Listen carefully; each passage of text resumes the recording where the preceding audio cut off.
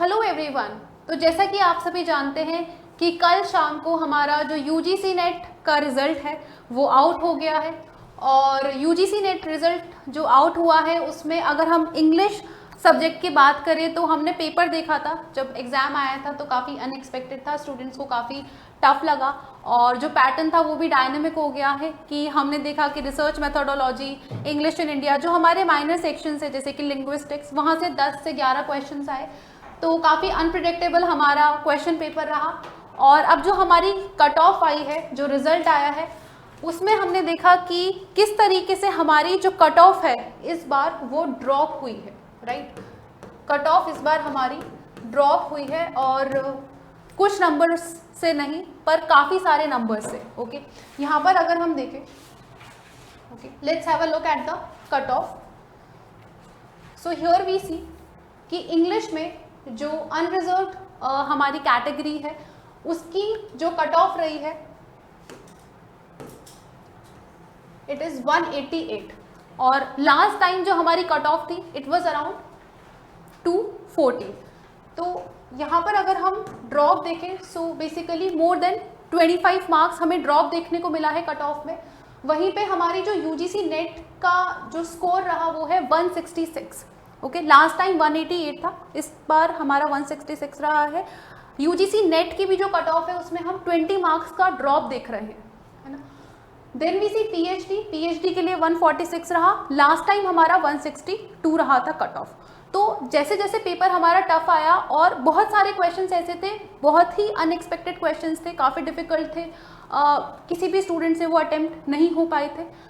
तो हमने देखा कि जो वीक क्वेश्चंस थे, इंग्लिश लिटरेचर में अकबर के क्वेश्चंस पूछे गए, तो इस तरीके का जो पैटर्न आया तो हमने कट ऑफ में भी देखा कि शार्प ड्रॉप हुआ है ना।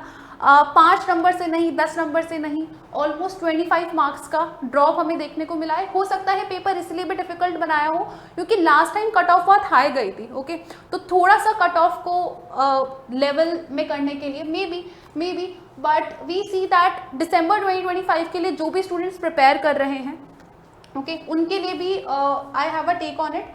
पर सबसे पहले एक बार जो है थोड़ा सा मैं आपको बताऊंगी कि हमारा जो दिसंबर 2024 का एग्ज़ाम हुआ था, ओके, दिसंबर 2024 का जो हमारा एग्जामिनेशन हुआ था उसमें अगर हम देखें तो हमारा जो जेआरएफ का स्टूडेंट्स स्कोर रहा था वो था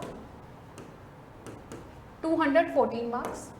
ओके, नेट का हमारा जो स्कोर रहा था और एक पीएचडी हमारा सेक्शन रहता है, ओके, इसका हमारा स्कोर था 188 और पीएचडी का हमारा स्कोर था 162। Okay, and then here in June 2025 यहाँ पर हम देखते हैं कि हमारा जो जेआरएफ है वो इस बार स्टूडेंट्स का 188 मार्क्स पर क्वालिफाई हो गया है। ओके, नेट जो है वो, ओके, अभी हम जनरल कैटेगरी की ही बात कर रहे हैं, वो 166 पे क्वालिफाई हुआ है और जो पीएचडी है वो 146 पर क्वालिफाई हुआ है। Okay, so we can surely see a sharp drop in the cut off. Okay, तो अगर एग्ज़ाम टफ आता है, ऐसा नहीं है कि कट ऑफ के बारे में आप सोच के स्ट्रेस करें एग्जामिनेशन हॉल में। You have to stay aware of the fact कि जिस तरीके से पेपर बहुत ज़्यादा डिफिकल्ट अगर आपको लगता है वो सबके लिए डिफिकल्ट है और कट ऑफ हमारी थोड़ी सी ड्रॉप रहेगी। बट इसमें ये है कि पेपर 2 अनप्रिडिक्टेबल हो गया है, तो इसमें आई वुड सजेस्ट कि पेपर 1 में आप जितना अपना होल्ड अच्छा कर सकते हैं उतना आप एक सेफ जोन में रहेंगे।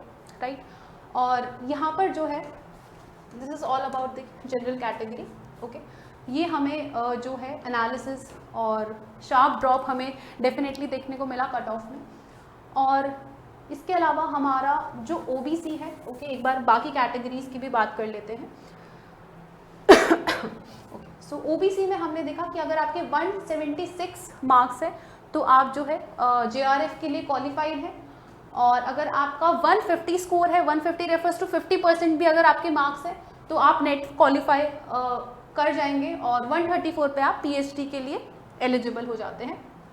देन फॉर ईडब्ल्यूएस का थोड़ा सा हमने देखा कि ओबीसी से जेआरएफ के लिए 3-4 नंबर ऊपर रहा, 4 नंबर ऊपर रहा, 180, फिर 152 आपका यूजीसी नेट एंड 134 आपका similar to the OBC cut off 134 and 134 for PhD.